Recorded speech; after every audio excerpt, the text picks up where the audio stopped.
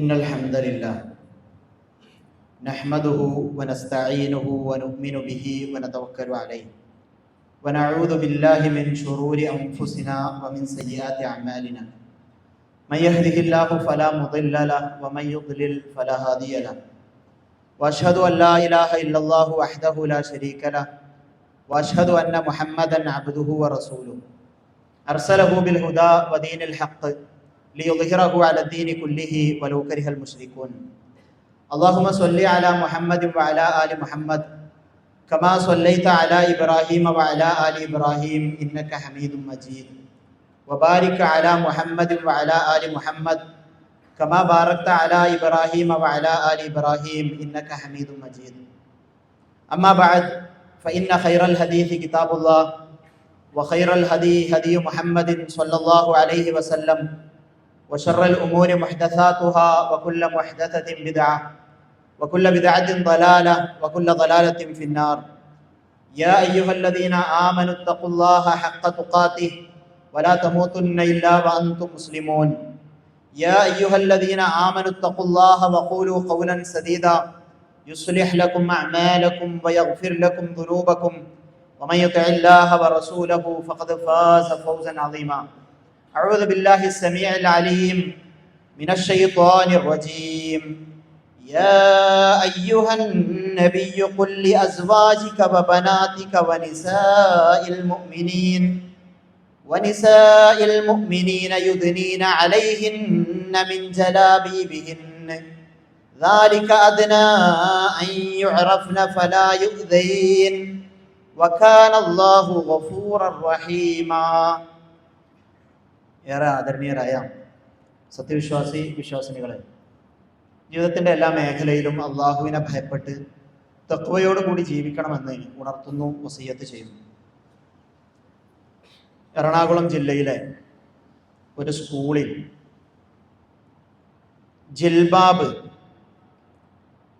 നമ്മളുടെ തട്ടം എന്ന് പറയുന്ന ഹിമാറ്, അതുപോലെ ജിൽബാബ് എന്നൊക്കെ പറയുന്ന ആ മുഖമക്കന ധരിക്കുവാൻ അത് ഊരണം എന്ന് പറഞ്ഞപ്പോൾ, യൂണിഫോമിറ്റിയുടെ പേരിൽ അത് ഊരണം എന്ന് പറഞ്ഞപ്പോൾ അതിന് പറ്റൂല, അത് മതശാസനയാണ് എന്ന് പറഞ്ഞതിൻ്റെ പേരിലുണ്ടായ ചില വിവാദങ്ങൾ ഇന്നലെയും മിനിയാന്നും ഇന്നുമൊക്കെ ആയിക്കൊണ്ട് നമ്മളുടെ വാർത്താ മാധ്യമങ്ങളിലെ വലിയ ഹെഡ്ലൈനുകളും ചർച്ചകളുമെല്ലാം അതുതന്നെയാണ്. ഏതായാലും ഈ വിവാദമുണ്ടായപ്പോൾ നമ്മളുടെ ഭരണകൂടവും മറ്റുമെല്ലാം പ്രഖ്യാപിച്ചത് ഒരു ഇന്ത്യൻ പൗരന്റെ മൗലികാവകാശമാണ് അവന്റെ മതസ്വാതന്ത്ര്യം എന്നുള്ളത്. അത് ഹനിക്കപ്പെടുന്ന ഒരു സാഹചര്യം ഉണ്ടായിക്കൂടാ എന്ന രീതിയിൽ അങ്ങനെയുള്ള പ്രഖ്യാപനങ്ങൾ നമ്മളെ ഏറെ സന്തോഷിപ്പിക്കുന്ന, ഏറെ ആശാവഹമായ അങ്ങനെയുള്ള സംസാരങ്ങൾ നമ്മൾ കേട്ടു. കുട്ടിക്ക് സ്കൂളിലേക്ക് അത് ധരിച്ചു വരുവാനുള്ള അവകാശം അവിടുത്തെ അധികാരികൾ ഉണ്ടാക്കി കൊടുക്കണം എന്ന രീതിയിലൊക്കെ ഭരണകൂടത്തെ പ്രതിനിധീകരിക്കുന്ന ആളുകൾ സംസാരിക്കുന്നത് നമ്മൾ ഇന്ന് വളരെ കൃത്യമായും കേട്ടതാണ്. അപ്പോ ഞാൻ പറയുന്നത്, ഈ വിഷയത്തിൽ നമ്മളുടെ ഇസ്ലാം ഒരു മുസ്ലിം സ്ത്രീയോട് പറയുന്ന ഈ വസ്ത്രം അത് ധരിച്ചുകൊണ്ട് കലാലയങ്ങളിലേക്കും അതുപോലെ തന്നെ പുറത്ത് മറ്റു സ്ഥലങ്ങളിലേക്കും ഒന്നും, പബ്ലിക് സ്പേസുകളിലേക്കൊന്നും പോകുന്നതിന് ഒരു തടസ്സവും പ്രയാസവും ഇല്ലാത്ത സാഹചര്യം കേരളത്തിലുണ്ട് എന്നത് ഒരു യാഥാർത്ഥ്യം തന്നെയാണ് എന്നത് നമുക്ക് വളരെ കൃത്യമായി ഈ സംഭവങ്ങളൊക്കെ മനസ്സിലാക്കി തരുന്ന ഒരു വിഷയം കൂടിയാണ്. അതിന് എതിരാകുന്ന ചില സംഭവങ്ങൾ ഉണ്ടാകുന്നു, അത് വാർത്തയാകുന്നു എന്നത് തന്നെയാണ്. അത് ഖേദകരമാണ്. അങ്ങനെ ഒരു നടപടി ആരു സ്വീകരിച്ചാലും അത് തെറ്റായ പ്രവണത തന്നെയാണ് എന്ന് പറയാനുള്ള ആർജവം തന്നെയാണ് നമുക്ക് ഉണ്ടാകേണ്ടത്. എന്നിരുന്നാലും അതിൻ്റെയൊക്കെ അപ്പുറത്ത് നമ്മൾ ആലോചിക്കേണ്ടുന്ന ചില വിഷയങ്ങളിലേക്ക് നിങ്ങളുടെ ശ്രദ്ധയെ കൊണ്ടുവരുവാനാണ് ഞാൻ ആഗ്രഹിക്കുന്നത്. നമ്മൾ ഇപ്പൊ ഈ വാർത്താ മാധ്യമങ്ങളൊക്കെ പറയുമ്പോൾ ഹിജാബ് ഹിജാബ് ഹിജാബ് ഈ പ്രയോഗമാണ് നമ്മൾ കേൾക്കുന്നത്. യഥാർത്ഥത്തിൽ അവിടെ വിരോധിക്കപ്പെട്ടത് ഹിജാബ് പൂർണ്ണമായിട്ടല്ല. ഹിജാബ്, ജിൽബാബ്, ഹിമാറ്, നിഖാബ് ഇതൊക്കെ നമ്മൾ വെവ്വേറെയായി മനസ്സിലാക്കേണ്ടുന്ന കാര്യങ്ങളാണ് എന്ന് തോന്നുന്നുണ്ട്. ഹിജാബ് എന്ന് പറഞ്ഞാൽ ഹുവ മാ തസ്തുറു ബിഹിൽ മർഅതു ബദനഹ വസീനതഹ അൻ ഗൈരിൽ മഹാരിം. ഇതാണ് ഹിജാബിന്റെ നിർവചനം എന്ന് പറയുന്നത്. ഹിജാബ് എന്നാൽ ഒരു സ്ത്രീ അവളുടെ അന്യരായ മഹറമല്ലാത്ത ആളുകളിൽ നിന്നും അവളുടെ ശരീരവും അവളുടെ ഭംഗിയും മറച്ചു വെക്കുക. ഇതിനെയാണ് ഹിജാബ് എന്ന് പറയാം. അപ്പം ഒരു സ്ത്രീ മുഖവും കഴിയും ഒഴികെയുള്ള ഭാഗങ്ങൾ, ശരീരത്തിന്റെ നിമ്നോന്നതികൾ എല്ലാം മറ്റുള്ളവരിൽ നിന്ന് മറച്ചു വെക്കുന്നതിനെയാണ് മൊത്തത്തിലാണ് ഹിജാബ് എന്ന് പറയാ. എന്നാല് ഹിമാറ് എന്ന് പറയല് മുഖമക്കനക്കാണ്. ഹിമാറ് എന്ന് പറയല് നമ്മളുടെ ശിരോവസ്ത്രം, തലയിൽ നമ്മൾ സ്ത്രീകൾ ധരിക്കുന്ന വസ്ത്രത്തെയാണ് ഹിമാറ് എന്ന് പറയാം. ജിൽബാബ് എന്ന് പറയാ സ്ത്രീകൾ അവരുടെ മാറിടത്തിലൂടെ ധരിക്കുന്ന താഴ്ത്തിയിടുന്ന വസ്ത്രത്തെയാണ് ജിൽബാബ് എന്ന് പറയാം. നിഖാബാണ് ഈ മുഖം മറക്കുന്ന രീതിയിലുള്ള ഒരു വസ്ത്രം ഉപയോഗിക്കുന്ന രീതി. ഇതൊക്കെയാണ് ഇതിന്റെ വ്യത്യസ്തമായ പേരുകൾ എന്നും പ്രയോഗങ്ങൾ എന്നും നമ്മൾ ആദ്യം തന്നെ മനസ്സിലാക്കേണ്ടതുണ്ട്.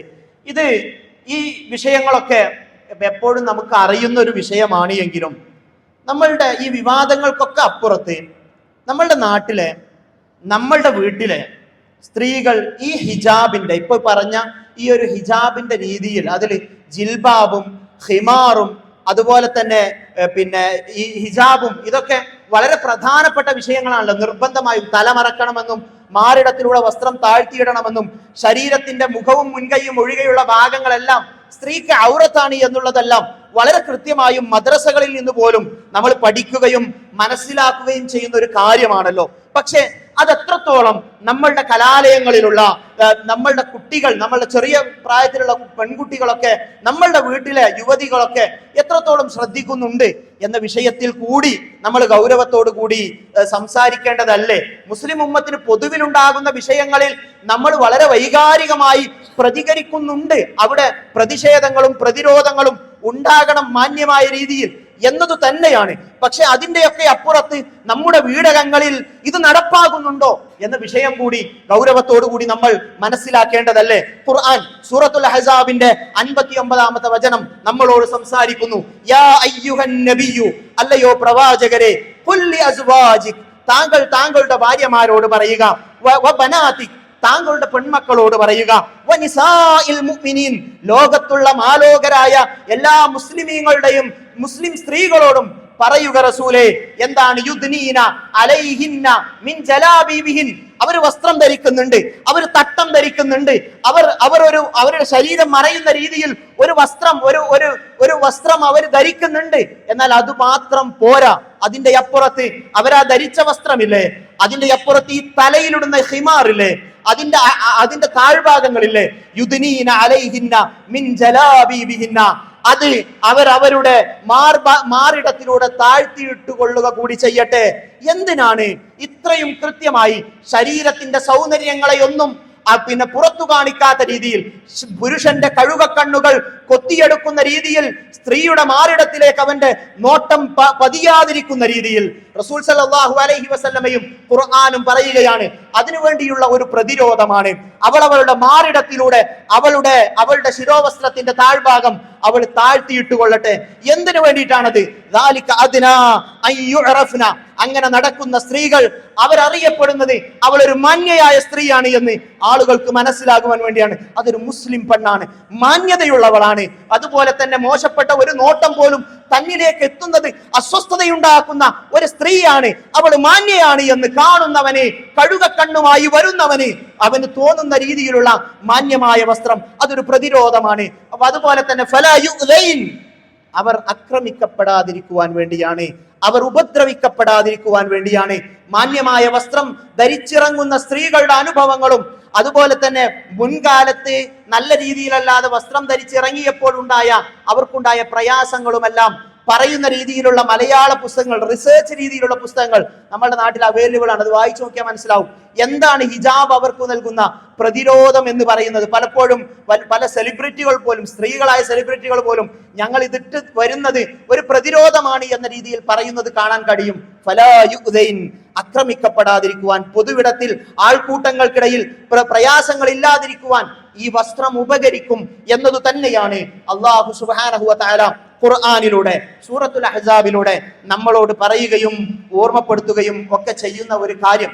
അപ്പോൾ നമ്മൾ എന്തുകൊണ്ട് മുസ്ലിം സ്ത്രീകൾ ഈ രീതിയിൽ മുഖമക്കന ധരിക്കുകയും അതിന്റെ താഴ്ഭാഗം മാറിടത്തിലൂടെ താഴ്ത്തിയിടുകയൊക്കെ ചെയ്യുന്നത് എന്തുകൊണ്ടാണ്?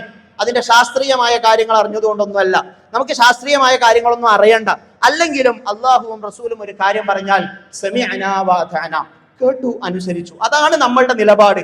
അത് തന്നെയായിരിക്കണം നമ്മളുടെ നിലപാട് ആയിരിക്കേണ്ടതും എന്ന് നമ്മൾ മനസ്സിലാക്കേണ്ടതുണ്ട്. എന്നിരുന്നാലും ചില കാര്യങ്ങൾ സൂചിപ്പിക്കുന്നത് നല്ലതാണ് എന്ന് തോന്നുന്നുണ്ട്.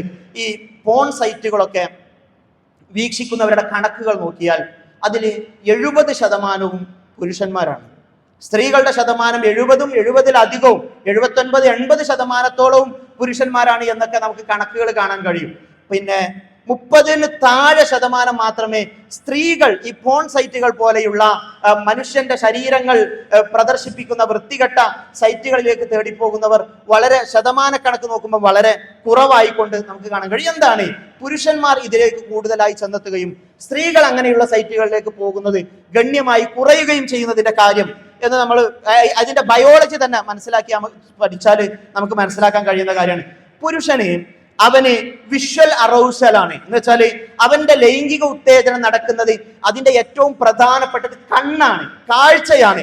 കാഴ്ച പുരുഷന്റെ ലൈംഗികതയെ ഉത്തേജിപ്പിക്കുന്നതിൽ വളരെ പ്രധാനപ്പെട്ട കാര്യമാണ് എന്നത് ഖുർആനും ഹദീസും അല്ല, അത് കൃത്യമായുമുള്ള മനുഷ്യന്റെ ശരീരശാസ്ത്രപരമായ പഠനങ്ങളാണ് എന്നത് നമുക്ക് മനസ്സിലാക്കാൻ കഴിയും.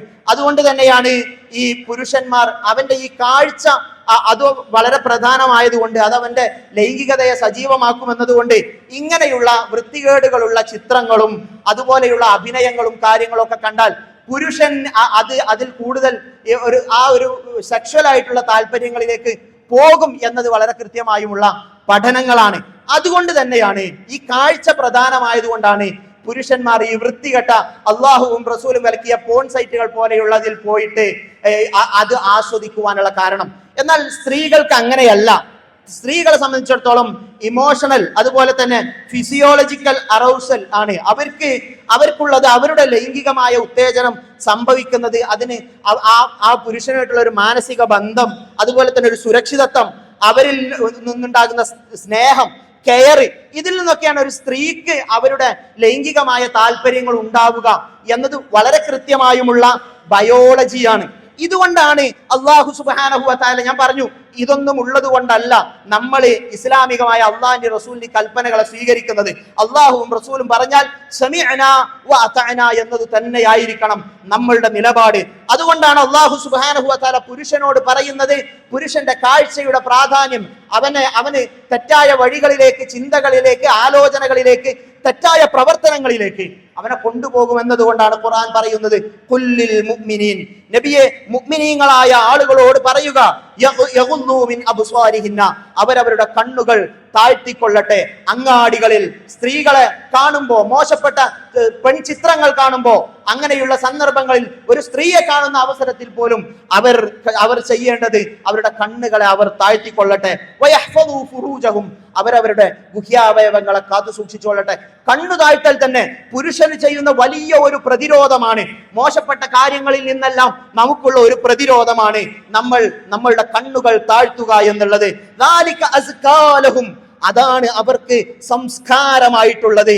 അല്ലാതെ ഇങ്ങനെ ഒരു വായ്നോട്ടക്കാരനായി നടക്കുന്നതല്ല മാന്യത.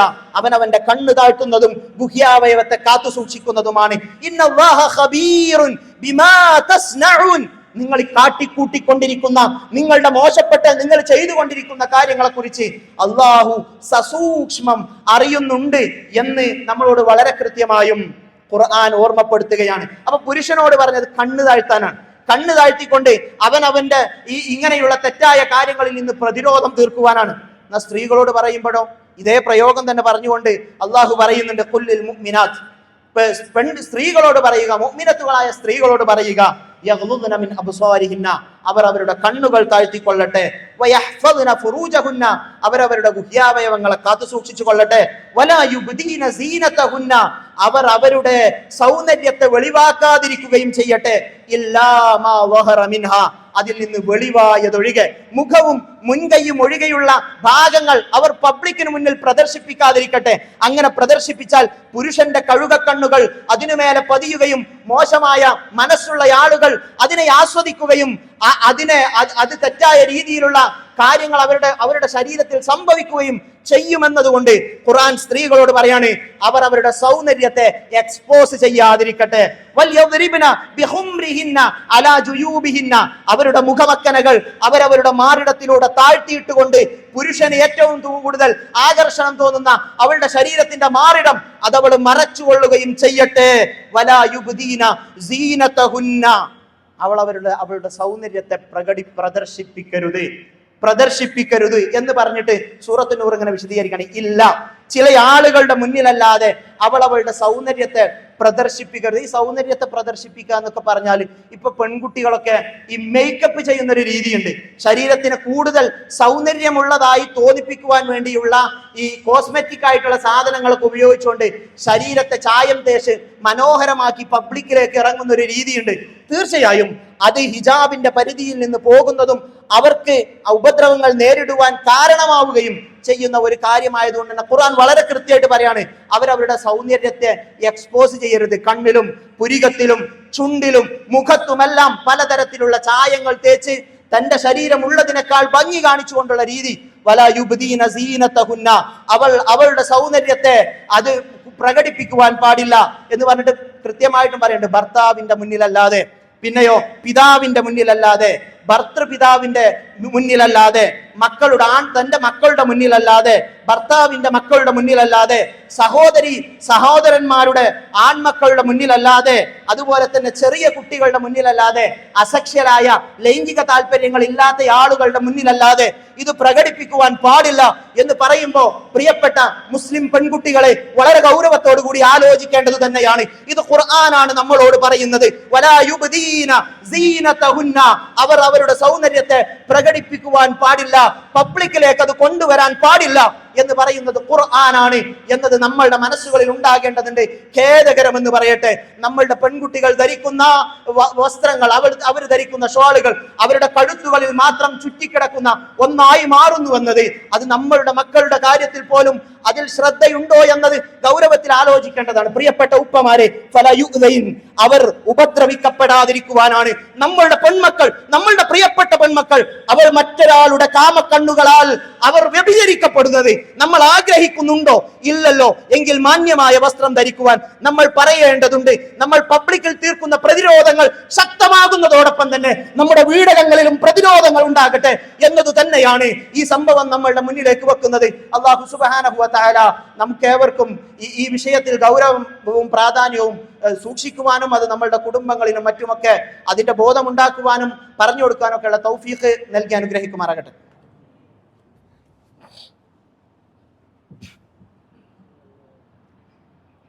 അൽഹംദുലില്ലാഹി വഹദഹു വനസറ അബ്ദഹു വഹസമൽ അഹ്സാബ വഹദഹു ഉസല്ലി വഉസല്ലിമു അലാ അഫ്ദലി സ്വലാത്തി വസ്സലാമി വഅതമ തസ്ലീം അലാ നബിയിന മുഹമ്മദിൻ സ്വല്ലല്ലാഹു അലാ ആലിഹി വഅസ്ഹാബിഹി വസല്ലമ തസ്ലീമൻ കസീറ.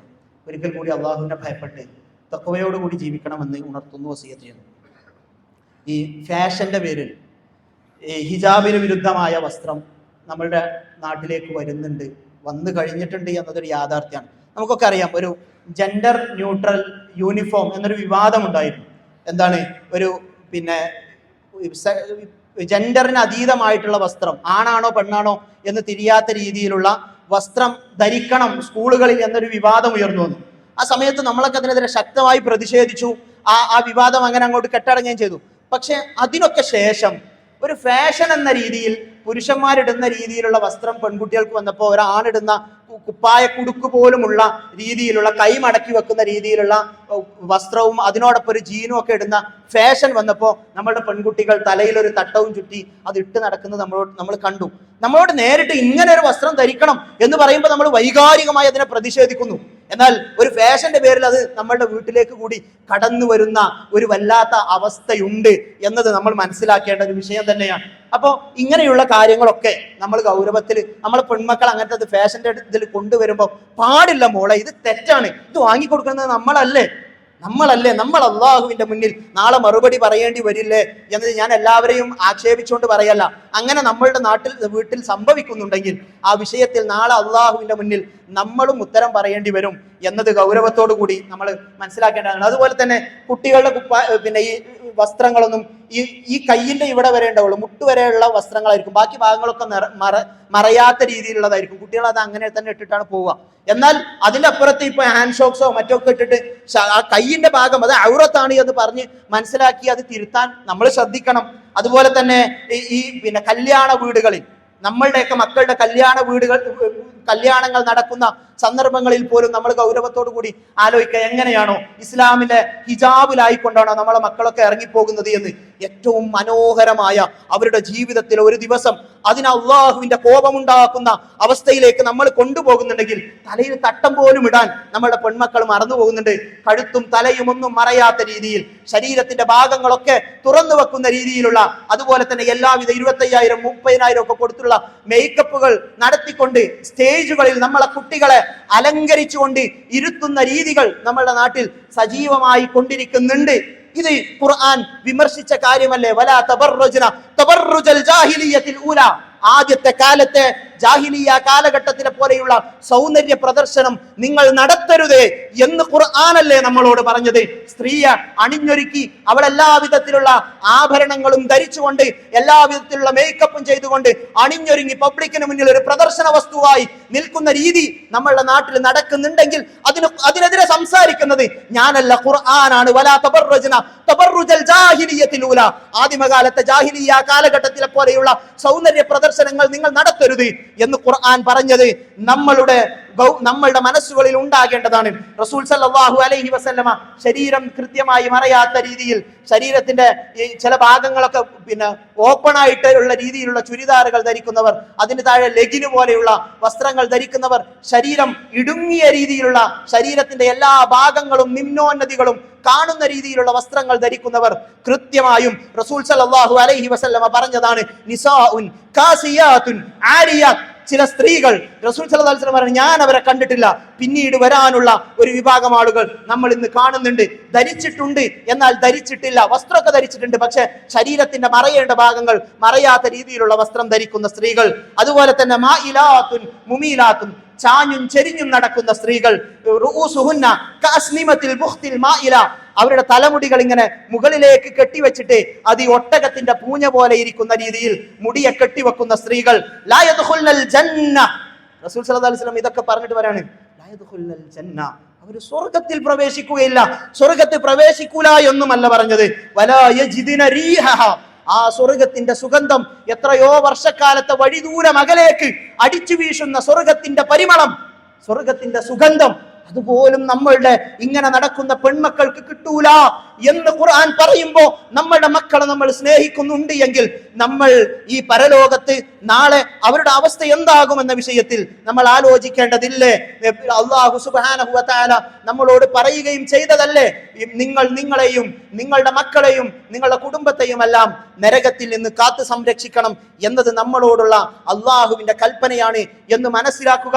ഇതിനൊരു വിമർശനമായി കാണാതെ ഒരു വിചിന്തനത്തിനുള്ള ഒരവസരമായി കണ്ടുകൊണ്ട് നമ്മളുടെ വീടുകളിൽ ഇത്തരത്തിലുള്ള ഇസ്ലാമികമായ ഹിജാബ് കൊണ്ടുവരുവാനുള്ള ശ്രദ്ധ നമ്മളിൽ നിന്നുണ്ടാകണം. അതുപോലെ തന്നെ എന്നെ കേൾക്കുന്ന പ്രിയപ്പെട്ട പെൺകുട്ടികളോട് നമ്മളുടെ സ്വർഗവുമായി ബന്ധപ്പെട്ട വിഷയമാണ്, അതല്ലാത്ത മറ്റൊന്നുമല്ല എന്ന് മനസ്സിലാക്കിക്കൊണ്ട് ഈ വിഷയത്തെ തിരുത്തുവാനും ഇസ്ലാമിന്റെ മാന്യമായ ഹിജാബ് സ്വീകരിക്കുവാനുമുള്ള ശ്രദ്ധയുണ്ടാകണം എന്ന് ഓർമ്മപ്പെടുത്തുകയാണ്. അതുപോലെ തന്നെ ഒരു കാര്യം സൂചിപ്പിക്കാനുള്ളത്, ഇന്ന് വൈകുന്നേരം 4:30 തിരൂര് വെച്ചിട്ട് മത രാഷ്ട്രീയ സാംസ്കാരിക രംഗത്തെ പ്രമുഖരായ ആളുകൾ പങ്കെടുക്കുന്ന രീതിയിലുള്ള ഒരു സയനിസ്റ്റ് ഭീകരതക്കെതിരെ സമാധാന സാക്ഷ്യം എന്ന രീതിയിൽ ഒരു പ്രോഗ്രാം നടക്കുന്നുണ്ട് തിരൂര് വെച്ചിട്ട്. അപ്പോൾ അതില് ഈ സയണിസവുമായി ബന്ധപ്പെട്ട ജൂത ക്രൂരതകളെ കുറിച്ച് തുറന്നു കാട്ടുന്ന, അവരിതുവരെ ചെയ്തു വന്ന ഫിലസ്തീനോടൊക്കെ ചെയ്ത ക്രൂരതകളെ പറ്റി സംസാരിക്കുന്ന, അവരുടെ വിഷയങ്ങളെ പറ്റി സംസാരിക്കുന്ന ഒക്കെ ഇങ്ങനെയുള്ള ഈ ജൂത ചെയ്തികളെ പറ്റിയും അതുപോലെ തന്നെ ഈ ഫിലസ്തീൻ നേരിട്ടുകൊണ്ടിരിക്കുന്ന പ്രതിസന്ധികളെ കുറിച്ചൊക്കെ ചർച്ച ചെയ്യുന്ന ഒരു മനോഹരമായ ഒരു സദസ്സാണ്. പല വ്യത്യസ്തമായ ഇടങ്ങളിൽ നിന്നുള്ള ആളുകൾ അതിൽ സംസാരിക്കുന്നുണ്ട്. ഇന്ന് 4:30 പരിപാടി. അതിലേക്ക് എല്ലാവരും എത്തിച്ചേരുവാൻ പ്രത്യേകമായി ശ്രദ്ധിക്കുക. അല്ലാഹു സുബ്ഹാനഹു വ തആല നമ്മിൽ നിന്ന് വന്നുപോയ തെറ്റുകുറ്റങ്ങളെല്ലാം വിട്ടുപുറത്ത് മാപ്പാക്കി തരുമാറാകട്ടെ. രോഗം കൊണ്ട് പ്രയാസപ്പെടുന്ന ആളുകൾക്ക് അള്ളാഹു അവരുടെ രോഗങ്ങളിൽ ശമനം പ്രദാനം ചെയ്യുമാറാകട്ടെ. നമ്മുടെ കുടുംബങ്ങളെ അള്ളാഹു സുബ്ഹാനഹു വ തആല ഇസ്ലാമികമായ മര്യാദകൾ സ്വീകരിക്കുന്ന കുടുംബങ്ങളാക്കി മാറ്റി തീർക്കുമാറാകട്ടെ. അല്ലാഹുമ്മ ഗ്ഫിർ ലിൽ മുഅ്മിനീന വൽ മുഅ്മിനാത്ത് വൽ മുസ്ലിമീന വൽ മുസ്ലിമാത്ത് അൽ അഹ്യാഇ മിൻഹും വൽ അംവാത്ത് إنك مجيب الدعوات وقاضي الحاجات. اللهم ربنا اصرف عنا عذاب جهنم إن عذابها كان غراما إنها ساءت مستقرا ومقاما. اللهم أعز الإسلام والمسلمين وأذل الشرك والمشركين. اللهم أعز الإسلام والمسلمين وأذل الشرك والمشركين. اللهم ربنا هب لنا من أزواجنا وذرياتنا قرة أعين واجعلنا للمتقين إماما. اللهم احفظ بلادنا اللهم احفظ بلادنا اللهم احفظ بلادنا وأئمتنا وأمتنا وعلماءنا وأمراءنا وأولادنا وشبابنا من كل الفتن ما ظهر منها وما بطن ومن كيد الشيطان. اللهم إنا نعوذ بك من الشقاق والنفاق وسوء الأخلاق. اللهم ربنا تقبل منا إنك أنت السميع العليم وتب علينا إنك أنت التواب الرحيم. اللهم ربنا آتنا في الدنيا حسنة وفي الآخرة حسنة وقنا عذاب النار والحمد لله رب العالمين.